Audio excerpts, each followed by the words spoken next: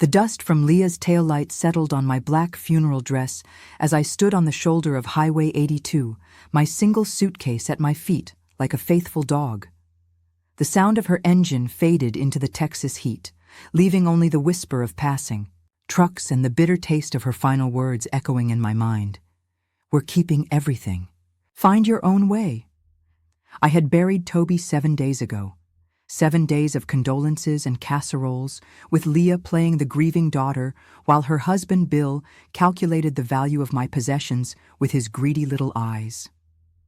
7 days of watching. Them divide 42 years of my marriage like vultures picking at roadkill. The irony burned in my throat like cheap whiskey. Leah thought she'd won the lottery, inheriting what she believed was a small fortune. The house on Maple Street with its wraparound porch, the antique furniture Toby's mother had passed down, and the savings account she'd glimpsed statements. For though she'd never bothered to read them closely, she had no idea that everything, every single asset had been quietly transferred into irrevocable trusts months ago, managed by my lawyer, Louis Spencer. Toby and I had been planning this for 2 years, ever since we'd watched Leah and Bill circle us like sharks, asking pointed questions about wills and life insurance every time they visited. A semi-truck roared past, its wind whipping my silver hair across my face. I smoothed it back and picked up my suitcase. At 61, I wasn't the broken woman Leah expected me to become. She'd gambled on my dependency, my supposed helplessness. She'd forgotten that I'd raised her mostly alone while Toby worked double shifts at the plant. She'd forgotten that I'd managed our household finances for decades, that I'd earned my teaching degree at 42 and worked until retirement to build our nest egg. Most importantly, she'd forgotten that Toby and I had watched her true nature emerge over the past 5 years. The betrayal had been gradual, like water wearing away stone. First, it was the casual dismissals of our opinions. Then the eye rolls. When we spoke at family gatherings, the conversations that stopped when we entered rooms, the way she'd started treating us like burdens rather than parents, like obsolete furniture cluttering up her vision of inheritance. The final straw had come 3 months before Toby's heart attack, when we'd overheard her on the phone with Bill discussing how they'd renovate their house once we were out of the picture. They'd spoken about us like we were already dead, debating whether to keep the mahogany dining set or sell it for something more modern. Toby had gone pale hearing those words. Out of the picture, his own daughter already planning our elimination from the family narrative. That night, we'd called Louis and set everything in motion. Now, standing on this desolate stretch of highway, I felt a cold satisfaction settling in my chest like winter morning frost. Leah would discover the truth soon enough. When she went to claim the house, she'd find it belonged to the Spencer Trust with specific instructions that could only be altered by its sole living trustee, me. When she tried to access the bank accounts, she'd learned they'd been emptied months ago and transferred to investment vehicles she couldn't touch. The life insurance policy she'd been counting on had been quietly donated to the local children's hospital in Toby's name, exactly as we'd planned. A dusty pickup truck slowed and pulled onto the shoulder ahead of me. The driver, a weathered man, in his 70s, rolled down his window. "You need a ride, ma'am? This isn't a safe place to be stranded." I hesitated.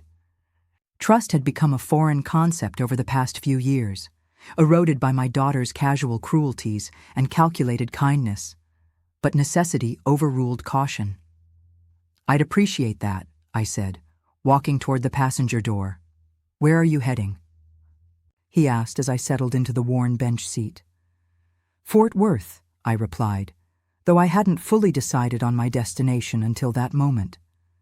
I had distant relatives there, my late sister's daughter, Darlene, who'd always sent Christmas cards and had seemed genuinely sorry for my loss when she'd called after the funeral. "Name's Wolf," the driver said, pulling back onto the highway. "Wolf, hey, you look like you've been through something." I studied his weathered profile, noting the kindness in his eyes, the way his hands rested easily on the steering wheel. "Malene," I said finally. "Malene Clooney. And yes, I suppose I have. Wolf nodded without prying further, and we drove in comfortable silence for several miles. The landscape rolled past, endless fields dotted with oil derricks, small towns that looked like they were barely hanging on to existence. It reminded me of my own situation, though I suspected I was more resilient than these dying communities. My daughter just dropped me off back there, I found myself saying, surprising us both. She seems to think she's inherited everything now that my husband is gone. Wolf's jaw tightened slightly. Kids these days, he muttered. No respect. No gratitude. He glanced at me sideways. Though you don't look like a woman who'd let herself be pushed around for long. Something in his tone made me look at him more closely. You sound like you speak from experience. My son and his wife have been trying to get me into one of those homes for the past year, he said bitterly. Keep telling everyone I'm getting. Confused that I can't take care of myself. Truth is, they want to sell my ranch and use the money for their kids' college funds. I felt a spark of recognition, of kinship. What are you going to do about it? Wolf's smile was sharp as a blade. Already did it. Sold the ranch last month to my neighbor's family. People who will actually take care of the land. Put the money in a trust that goes to charity when I die. My son doesn't know yet. The satisfaction in his voice resonated with something dark and pleased in my chest. How did that feel? Like justice, he said simply.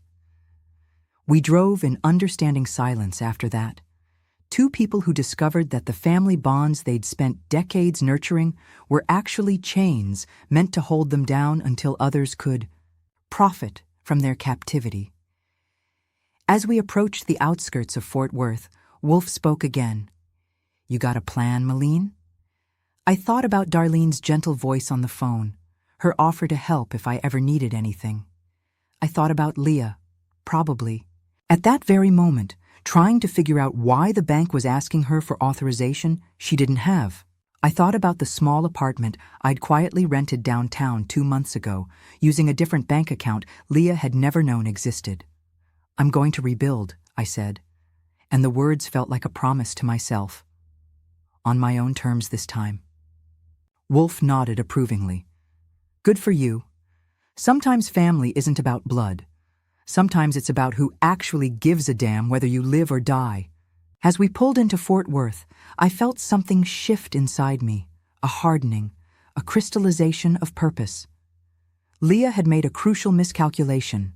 She'd assumed that love and dependence were the same thing, that Toby's death would leave me desperate and grateful for whatever scraps of affection she chose to throw my way. She was about to learn the difference between a mother's unconditional love and a woman's conditional tolerance. I had Wolf drop me at a small diner downtown where I planned to call Darlene and begin the next chapter of my life. As I watched his pickup disappear into traffic, I realized that Leah had unknowingly given me the greatest gift possible, complete freedom from the obligation to pretend I didn't see who she really was. My phone buzzed with a text message. Leah. Mom, there seems to be some paperwork issue with the house. Call me. I read it twice, then deleted it without responding. The transformation had begun. The diner smelled of bacon grease and desperation, its cracked vinyl booths filled with truckers and late-shift workers grabbing coffee before facing another day. I slid into a corner booth, my black dress drawing curious glances from the other. Patrons. A widow alone in a truck stop diner. I probably looked like someone's cautionary tale about family abandonment. If only they knew the truth. The waitress, a tired-looking woman in her 40s with bleached hair and kind eyes, approached with a coffee pot. Rough day, honey? Rough week, I replied, accepting the coffee gratefully. But it's about to get better. She nodded with the understanding of someone who'd seen plenty of life's casualties pass through this place. Food helps, so does having a plan. I smiled at her unexpected wisdom. I have both. While she walked away, I pulled out my phone and scrolled to Darlene's number. My niece had been Toby's favorite, a nurse practitioner with her mother's gentle nature and her father's backbone. When my sister died 5 years ago, Darlene had stayed in touch, always checking on us during holidays, sending photos of her twins, never asking for anything. The phone rang 3 times before her warm voice answered. "Aunt Malene, how are you holding up?" "Better than expected," I said, and meant it. "Darlene, I know this is sudden, but I'm in Fort Worth. I was wondering if we could meet." A pause.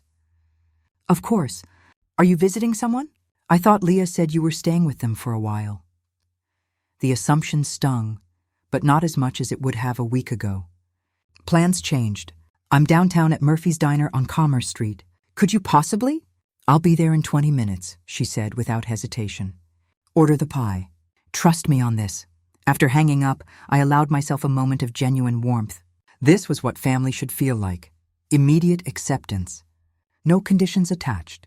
No calculations of what someone might gain from your company. My phone buzzed again. Another text from Leah. "Mom, I need you to call the bank. There's some kind of mistake with the accounts. They're saying they need authorization from a trust." I deleted this message too, but not before noting the shift in tone. Yesterday, she'd commanded me to find my own way. Today, she needed my help. The power dynamic was already shifting, and she could feel it, even if she didn't understand it yet. 22 minutes later, Darlene rushed through the diner door, her dark hair escaping from a hasty ponytail. Her scrub suggested she'd come directly from work. She spotted me immediately and crossed the room with quick, determined steps. "Aunt Malene," she said, sliding into the booth opposite me. Up close, I could see the concern in her brown eyes, the same eyes my sister had possessed. "What happened? Leah made it sound like you were all settled." I studied my niece's face, looking for traces of the calculating interest I'd learned to recognize in Leah's expressions. All I saw was genuine worry and affection. "Leah dropped me off on Highway 82 this morning," I said simply. "She told me they were keeping everything and I should find my own way." Darlene's mouth fell open. "She what?" Her voice rose enough to draw glances from nearby tables. She lowered it to an intense whisper. "She abandoned you on the highway a week after Uncle Toby's funeral. She believes she's inherited everything," I continued calmly, sipping my coffee. "The house, the savings, all of it. She's planned to cut me out entirely." "Ah, but surely Uncle Toby left provisions for you." "He did." I met her eyes steadily. "More than Leah realizes." Something in my tone made Darlene lean back slightly, studying my face with new attention. "You don't seem as upset as I'd expect." "I'm not upset at all," I admitted. "I'm liberated." The waitress returned, and Darlene automatically ordered coffee and 2 slices of apple pie. When we were alone again, she leaned forward. "Tell me everything." So I did. I told her about the gradual erosion of Leah's respect, the overheard phone conversation about us being out of the picture, the legal maneuvers Toby and I had executed in response. I explained the trusts, the transferred assets, the carefully planned financial independence that Leah couldn't access or control. Darlene listened without interrupting, her expression shifting from shock to understanding to something that looked distinctly like approval. "So when she tries to claim the house," Darlene said slowly, "she'll discover it belongs to a trust that I control?" I finished.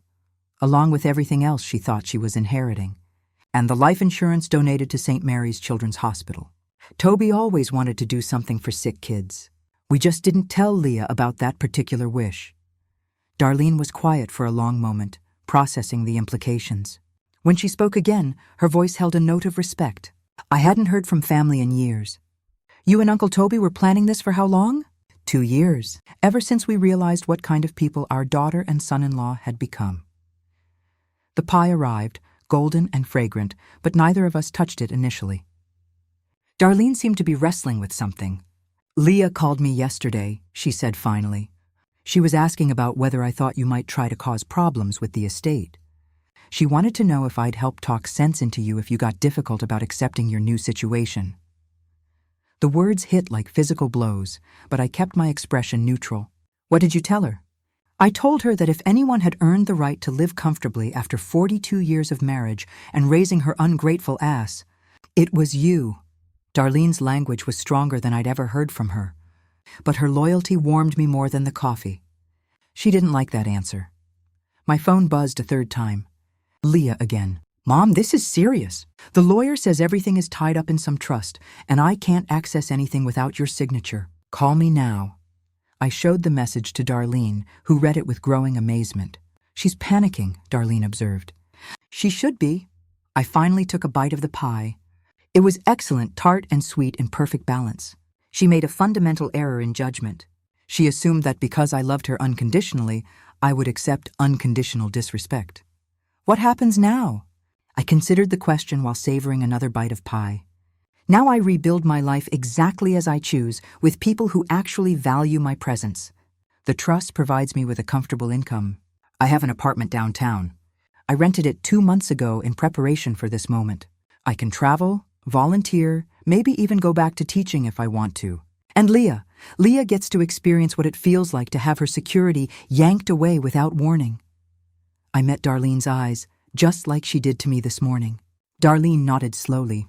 You know she'll try to manipulate you. She'll probably show up with tears and apologies, claiming she was overwhelmed by grief. I'm sure she will. I pulled out my phone and powered it off completely.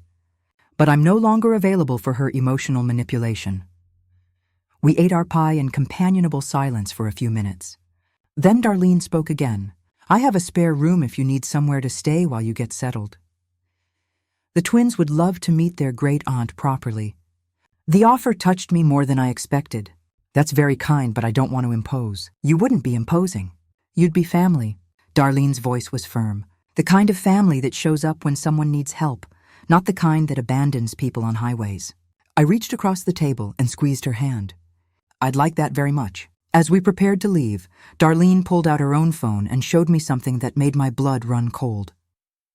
Leah posted this on social media an hour ago. The post showed a photo of Leah, looking appropriately somber, standing in front of my house, the house she thought she now owned. The caption read, "Still processing Dad's loss and now dealing with Mom's concerning behavior.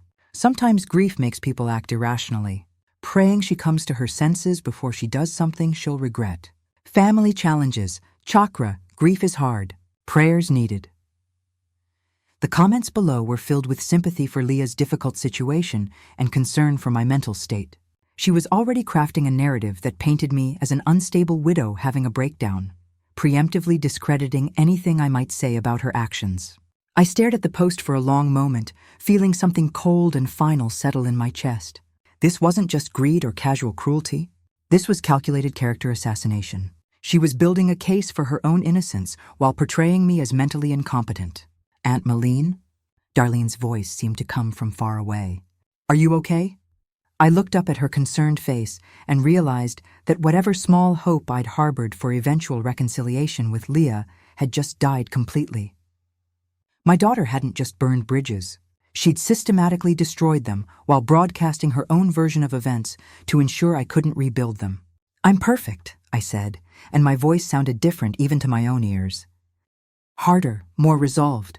Darlene, would you mind if I stayed with you tonight? Tomorrow I think I'll need to have a conversation with a lawyer about defamation. Darlene's smile was sharp and approving. I'll make up the guest room.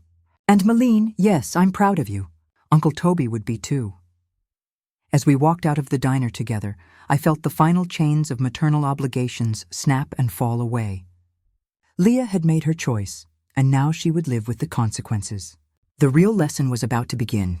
Darlene's house sat in a quiet neighborhood where mature oak trees cast dappled shadows across well-maintained lawns.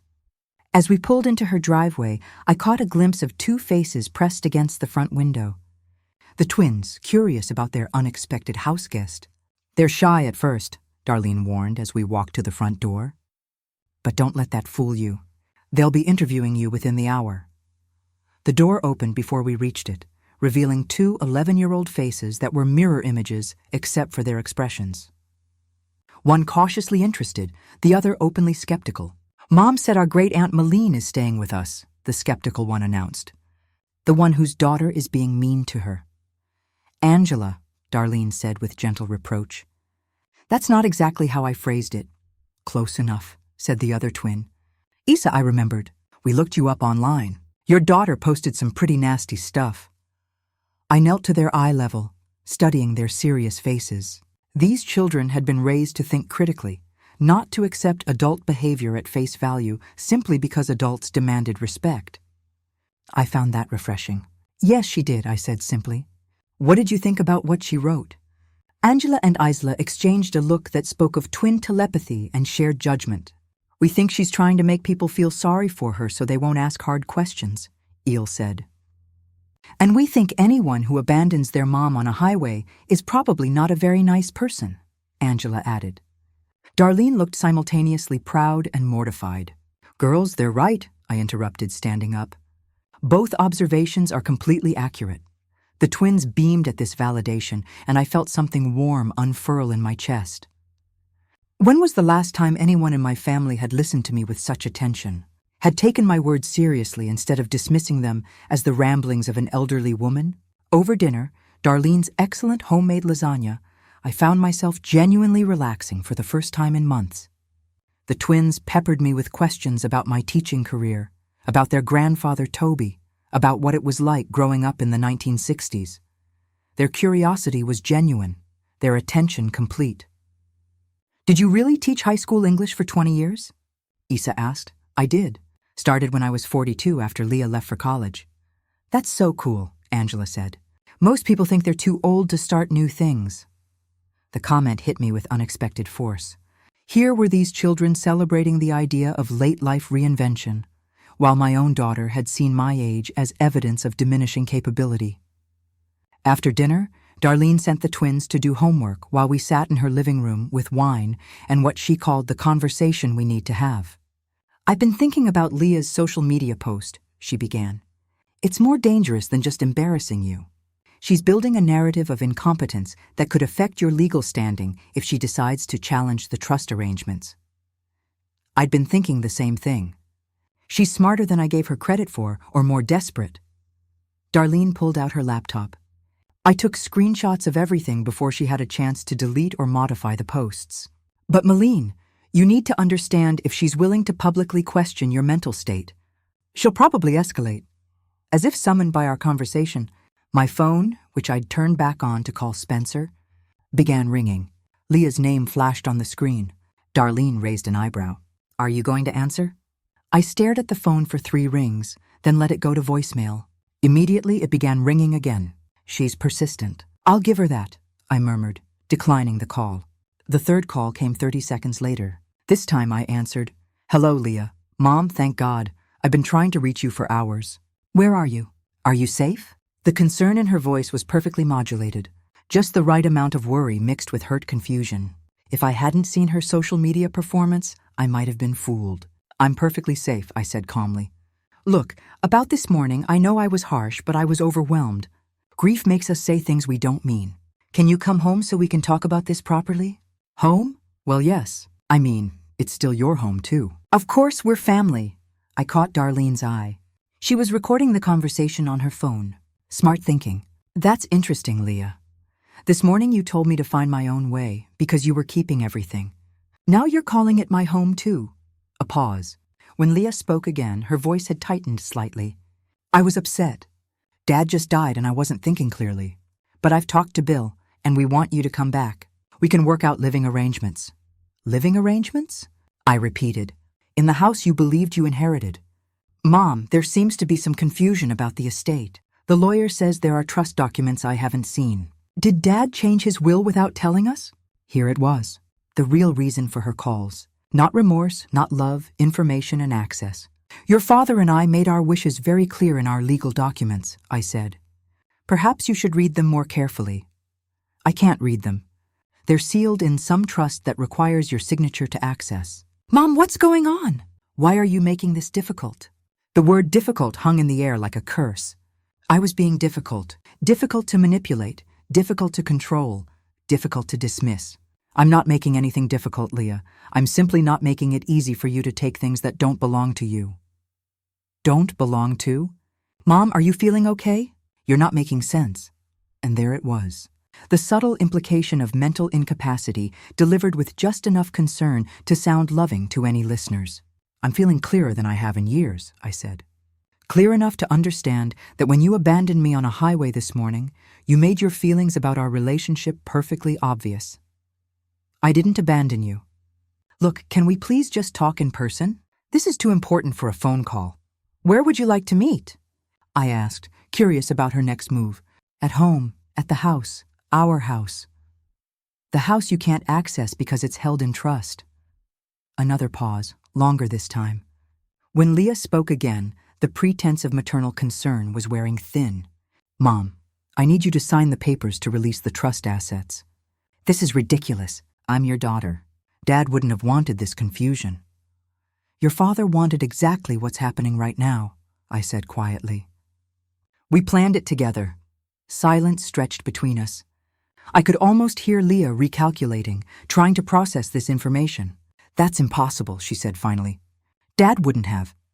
You're confused, Mom. Grief is affecting your judgment. My judgment is fine. Leah, fine enough to recognize that you've spent the past 5 years treating your father and me like burdens you couldn't wait to be rid of. Fine enough to remember you discussing renovating your house while we were still living in it. The sharp intake of breath told me she remembered that overheard conversation too. You were eavesdropping. I was living in my own home when you decided to plan my elimination from it. Elimination? Mom, you're being paranoid. We were just talking about the future. A future where we were out of the picture. Your exact words. Another long pause. When Leah spoke again, her voice had changed completely. The pretense of concern was gone, replaced by something harder and more calculating. Fine, let's say you did overhear something. We were planning ahead. That's what responsible adults do. But this vindictive behavior isn't like you, Mom. Hiding assets, playing games with legal documents. It's cruel. I almost laughed at the accusation. Cruel? Like abandoning your widowed mother on a highway. That was emotional, but this is calculated. This is you deliberately trying to hurt your own family. No, Leah, this is me protecting myself from people who have made it clear they see me as an obstacle to their financial goals. That's not true, is it? Tell me, when was the last time you called just to ask how I was? When was the last time you visited without calculating the value of something in our house? When was the last time you treated me like a person instead of a problem to be managed? The silence stretched so long, I wondered if she'd hung up. Finally, she spoke and her voice was different again, colder, more strategic. Mom, I think you need help. Professional help. This conversation shows you're not thinking clearly. Maybe we should discuss having you evaluated. I hung up. Darlene was staring at me with a mixture of admiration and concern. She threatened you with a competency evaluation. She did. I felt strangely calm, which means she's moving to phase 2. If she can't manipulate me emotionally, she'll try to have me declared mentally incompetent. Can she do that? She can try, but it's not as easy as people think, especially when the person has clearly demonstrated planning and foresight. I smiled grimly. Louis Spencer has been my lawyer for 15 years. He has extensive documentation of my mental acuity, including recent video depositions Toby and I made explaining our decisions. Darlene looked relieved. So, you're protected legally? Yes, but Leah isn't done. She's going to escalate, and it's going to get ugly. As if to confirm my prediction, my phone buzzed with a text from an unknown number. Mrs. Clooney, this is Bill. Leah is very worried about you. We think you might be having some kind of breakdown. Please let us help you. I showed the message to Darlene, who shook her head in disgust. They're tag-teaming you now. Good cop, bad cop, except they're both bad cops, I replied. They just don't realize I'm no longer willing to be their victim. Upstairs, I could hear the twins getting ready for bed. Their voices a comforting background hum of normal family life. This was what family should sound like. Easy affection, mutual respect, genuine care. I thought about Leah's threat of a competency evaluation, about the social media campaign to discredit me, about the systematic way she was trying to paint me as an unstable widow having a breakdown. She had badly underestimated the woman she was dealing with. I wasn't the dependent, grief-stricken mother she thought she was manipulating. I was a teacher who had dealt with manipulative teenagers for 20 years. I was a widow who had spent 2 years planning for exactly this scenario. And I was done playing defense. I woke before dawn in Darlene's guest room, my mind sharp and purposeful. Through the window, Fort Worth was still sleeping, streetlights casting long shadows across the quiet neighborhood. But my planning had been methodical, and today would mark the beginning of Leah's education and consequences. By 7 a.m., I was sitting in Louis Spencer's office with a cup of his secretary's excellent coffee and a detailed timeline of Leah's actions since Toby's death. Louis, a lean man in his 50s with silver hair and sharp eyes. Read through my documentation with the focused attention of someone who understood exactly what we were dealing with. She's building a case for incompetency, he said finally, setting down the printed screenshots Darlene had taken, the social media posts, the phone conversation Darlene recorded, the threat of evaluation. It's textbook manipulation of narrative. Can she succeed? Louis smiled, and it wasn't entirely pleasant. Not with what we have prepared. Malene, you and Toby were extraordinarily thorough.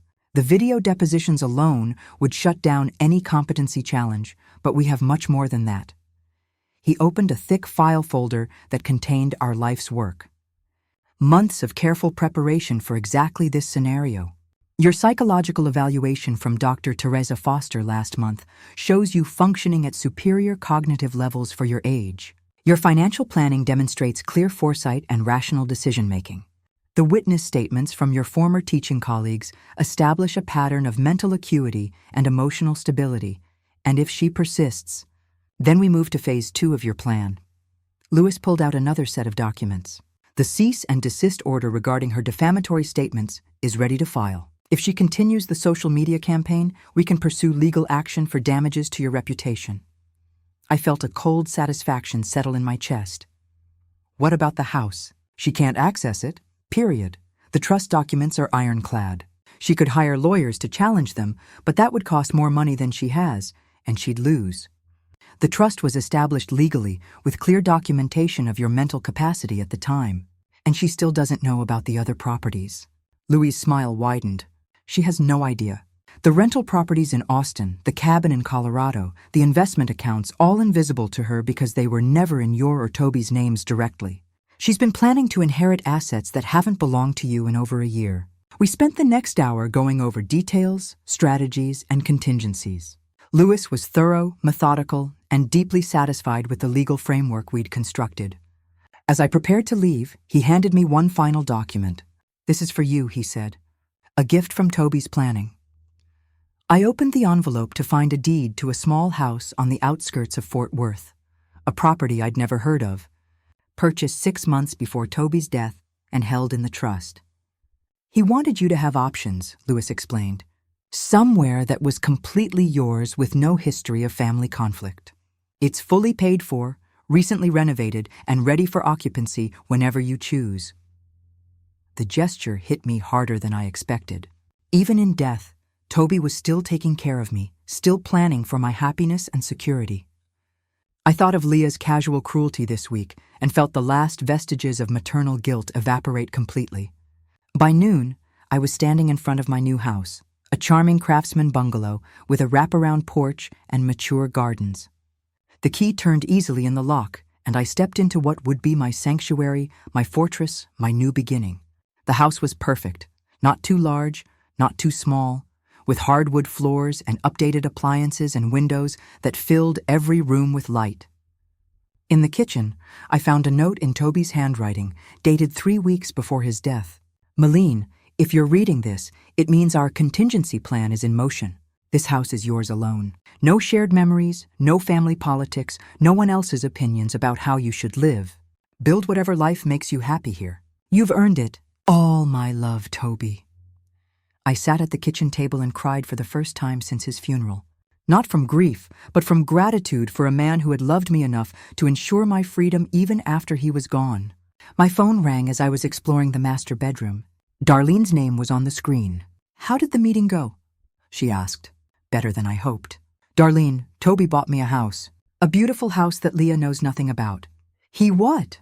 "Malene, that's wonderful. Where?" I gave her the address and invited her to see it. While I waited for her arrival, I called the utility companies to have services transferred to my name. It felt symbolic. Every switch I flipped, every light that came on, every decision I made about my space was mine alone. Darlene arrived with the twins in tow, all 3 of them armed with cleaning supplies and lunch from a local deli. "We figured you might want help getting settled," Darlene explained, as Angela and Issa ran through the house, exclaiming over built-in bookshelves and window seats. "This is so much better than living with mean Leah," Issa announced, making me laugh despite everything. We spent the afternoon cleaning and organizing.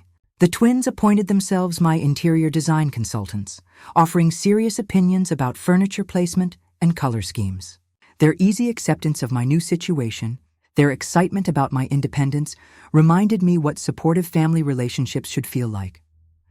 Around 4:00 p.m., my phone buzzed with a message from an unknown number. "This is Leah. I'm coming to Fort Worth to find you. We need to talk." I showed the message to Darlene, who was hanging curtains in the living room.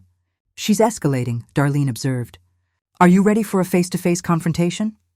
"I'm ready for whatever she brings," I replied, and realized I meant it completely. An hour later, my phone rang. Leah's number. "I know you're in Fort Worth," she said without preamble. "I'm here too. Tell me where you are." "Why would I do that?" "Because I'm your daughter, and we need to resolve this situation before it gets completely out of hand." "It's already out of hand. Leah, you made sure of that when you abandoned me on the highway." "Stop saying I abandoned you. I was trying to make a point about—" "Never mind. Where are you staying? I'll come pick you up and we can go somewhere to talk." "I'm not going anywhere with you." "Fine. Then tell me where you are and I'll come to you." I considered this. Meeting Leah on my territory, in my house that she knew nothing about, would send a powerful message about exactly how much control she actually had in this situation. "I'm at 1247 Maple Creek Drive," I said finally. A pause. "What's at that address?" "My home." "Your home? That's impossible. You don't have—" "Whose house are you staying at?" "Mine?" I repeated calmly and hung up. 20 minutes later, a car pulled into my driveway. Through the front window, I watched Leah and Bill climb out, both looking confused and increasingly angry. Leah was dressed in what I recognized as her serious conversation outfit, a mustard dress that projected competence and authority. Bill wore his funeral suit, probably the most respectable clothing he owned. They approached the front door with the aggressive confidence of people who believed they held all the cards. Leah's knock was sharp and demanding. I let them wait for a full minute before opening the door. When I did, their expressions shifted from determination to bewilderment. "Whose house is this?" Leah demanded. "Mine," I said for the third time. "Would you like to come in?" They followed me into the living room, both looking around with the calculating eyes of people assessing property values. Bill's gaze lingered on the hardwood floors and crown molding with obvious appreciation. "Mom, I don't understand," Leah said, perching on the edge of my new sofa, as if she didn't plan to stay long. "How do you have a house? When did you buy a house?" "I didn't buy it. Your father did." Bill leaned forward. "When? We would have known about a real estate transaction. Would you?" I settled into my reading chair, a comfortable wingback that faced them both. "You seem to have been under the impression that you knew about all of our financial arrangements. How's that working out for you?" Leah's composure was starting to crack. "This is insane. Dad didn't buy another house. Where would he get the money? From the same accounts you can't access," I said pleasantly. "But those accounts—" Leah's voice trailed off as she began to understand the scope of what she didn't know. "Yes." Bill's face was reddening. You can't just hide assets and pretend they don't exist. There are laws about estate planning." "You're absolutely right," I agreed. "There are laws. Your father and I followed them meticulously. But you're hiding money." Leah's voice was rising. "You're keeping us from our inheritance." "What inheritance, Leah? Show me the will that promises you anything specific." Silence fell between us. Leah and Bill exchanged glances, and I could see them both realizing that they had never actually seen the details of Toby's will. They had simply assumed they were beneficiaries. "We're your family," Leah said finally, her voice smaller now. "Of course, we're in the will." "Family," I repeated thoughtfully. "Is that what you call people who abandon their widowed mothers on highways? Is that what you call people who publicly question their parents' mental capacity? Is that what you call people who plan to renovate houses their parents are still living in?" Each question hit like a physical blow. Leah's face went pale, then flushed. "You were listening to private conversations. I was existing in my own home while you planned my elimination from it." Bill stood up abruptly. "This is getting us nowhere. Mrs. Clooney, we need you to sign papers releasing the trust assets. Whatever game you're playing, it needs to stop."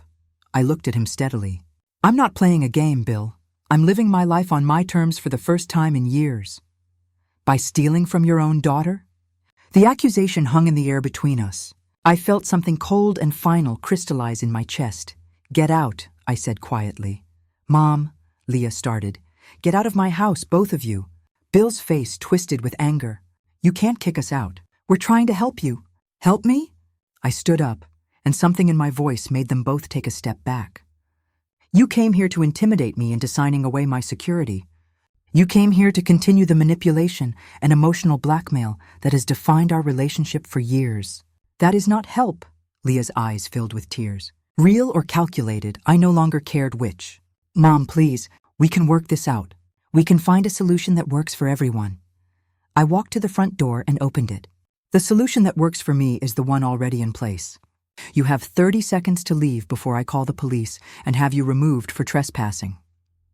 They left, Leah crying and Bill muttering threats about lawyers and legal challenges. I watched them drive away, then closed the door and locked it. The house felt different now. Not just mine, but defended, protected. For the first time in years, I was exactly where I belonged.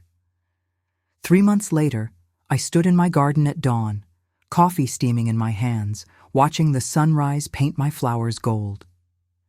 The roses Toby had planted without my knowledge were blooming magnificently, as if they understood they were finally free to flourish without the toxic atmosphere that had poisoned our old home.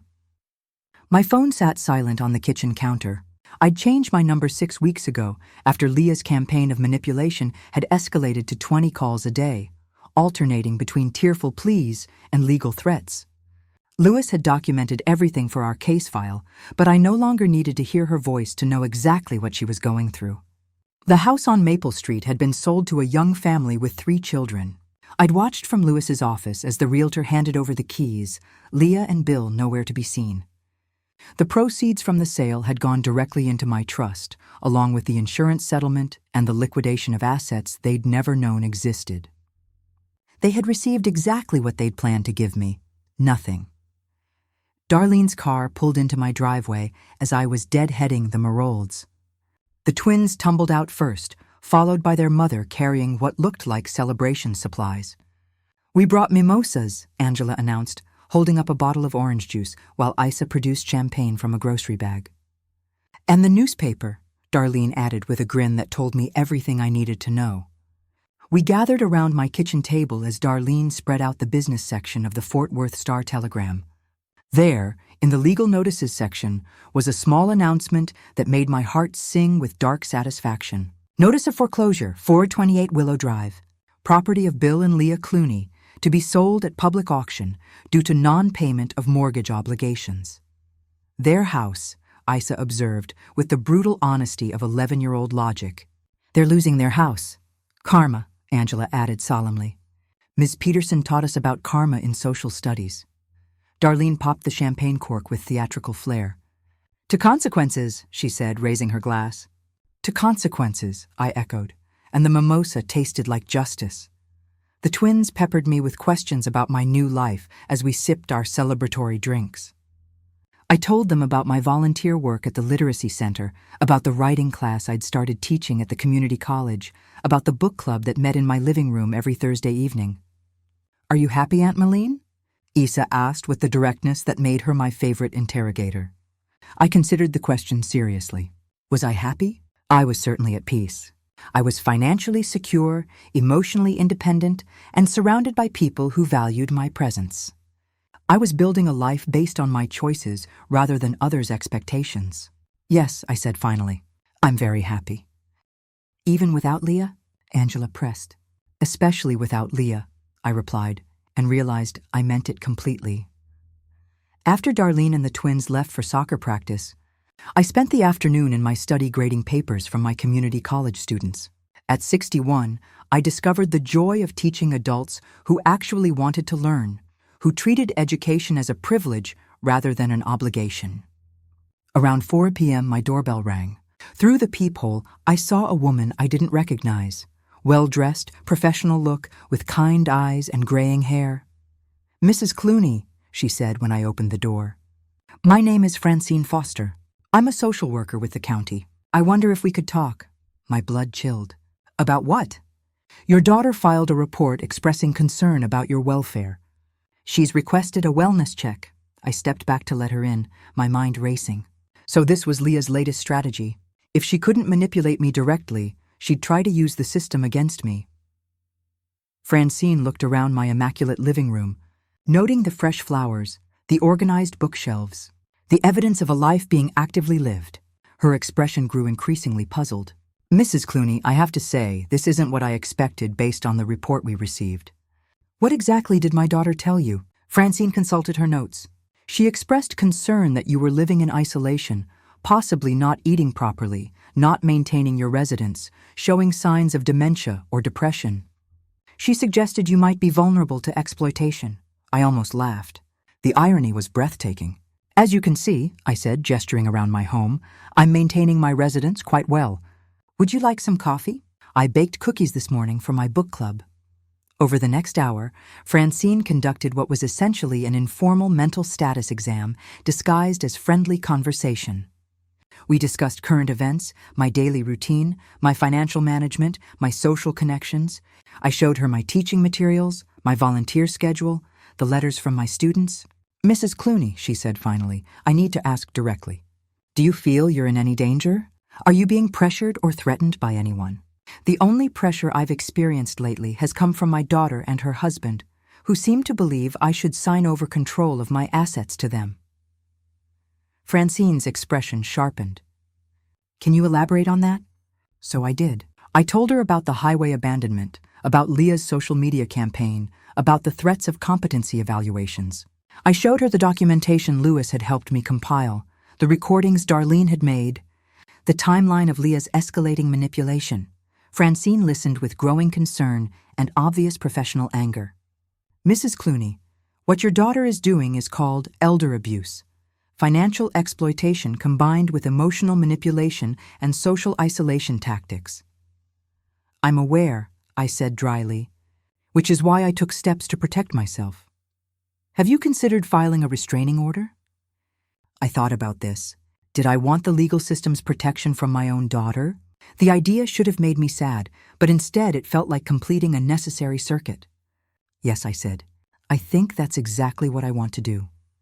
Francine left with Leah's contact information and a promise to file her own report about the harassment of a vulnerable adult. Within an hour, Lewis was at my kitchen table with restraining order paperwork. This will prevent her from contacting you directly or through third parties, he explained. It will also prevent her from coming to your home or workplace. What happens if she violates it? Arrest? Jail time? A criminal record that would make her employment situation even more difficult than it already is. I signed the papers with steady hands. Each signature felt like closing a door that had been left open too long. That evening, I called Darlene to tell her about the day's events. A social worker, she said incredulously. Leah really doesn't know when to quit, does she? Apparently not, but it backfired spectacularly. Now there's an official record of her harassment, and I have legal protection. How do you feel about it? The restraining order, I mean. I considered the question. How did I feel about legally barring my own daughter from contacting me? Relieved, I said finally. For the first time in years, I don't have to brace myself every time the phone rings. 2 weeks later, I received a certified letter from Leah's court-appointed attorney. She was challenging the trust arrangements and requesting a formal competency evaluation. Lewis had been expecting this. It was Leah's last desperate gambit. She's playing right into our hands, he told me over lunch at our favorite downtown restaurant. Challenging the trust will require her to prove financial exploitation or diminished capacity. We have overwhelming evidence that neither occurred. And the competency evaluation? We've already had you evaluated by the best geriatric psychiatrist in Texas.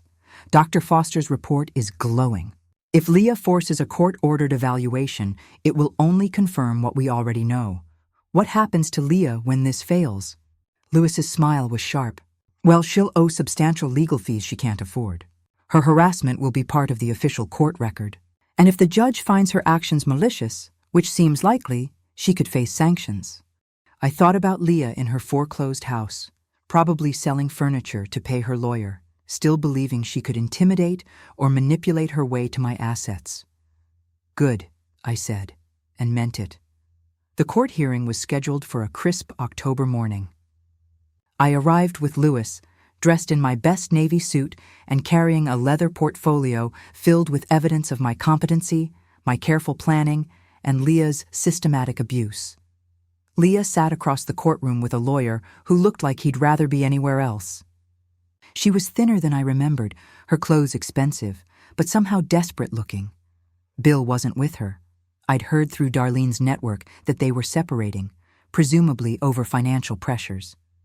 The hearing was brief and decisive. Dr. Foster testified about my cognitive abilities. Lewis presented our documentation. The judge reviewed 2 years of careful legal planning and compared it to Leah's recent desperate actions. "Mrs. Clooney," the judge said finally, "it's clear that you've demonstrated exceptional foresight and mental acuity in your estate planning. The trust arrangements are legally sound and were established with proper legal counsel and medical documentation." He turned to Leah's lawyer. "As for the competency challenge, I find no evidence whatsoever of diminished capacity. In fact, Mrs. Clooney appears to have protected herself admirably from what can only be described as attempted financial exploitation." Leah's face crumpled as the judge dismissed her case and ordered her to pay court costs. I felt nothing but cold satisfaction. Outside the courthouse, Leah approached me one last time. Her eyes were red with tears, her composure finally completely broken. "Mom," she said, her voice barely a whisper. "Please, I'm sorry. I made mistakes, but I'm still your daughter. Don't you love me anymore?" I looked at this woman who had shared my body for 9 months, who I'd raised and loved and sacrificed for, who had ultimately seen me as nothing more than an obstacle to her financial goals. "I loved my daughter," I said quietly, "but she died on a highway 3 months ago when she abandoned her widowed mother to pursue an inheritance that never existed." I walked away without looking back. That evening I sat on my porch with a glass of wine, watching the sunset paint my garden in shades of gold and amber. Darlene's twins were building a fort in my backyard, their laughter carrying on the evening breeze. My phone was silent, protected by legal barriers that finally gave me peace.